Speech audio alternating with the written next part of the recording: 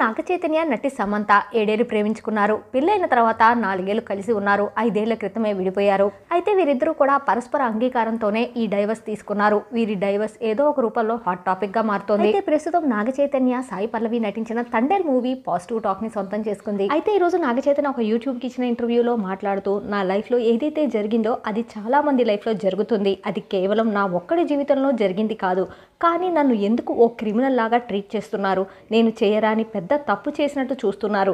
Marriage విషయంలో కొందరిని disappoint చేసినందుకు ఆ విషయంలో నేను సారీ చెప్తున్నాను. ఒక రిలేషన్షిప్ ని బ్రేక్ చేయాలి అంటే దాని గురించి నేను 1000 సార్లు ఆలోచిస్తాను. ఎందుకంటే దాని పరిణామాలు నాకు తెలుసు.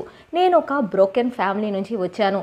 ఆ అనుభవం, ఆ పరిణామాలు ఎలా ఉంటాయో నాకు తెలుసు. ఆ విషయంలో నేను ఎప్పుడూ బాధపడుతూనే ఉంటాను.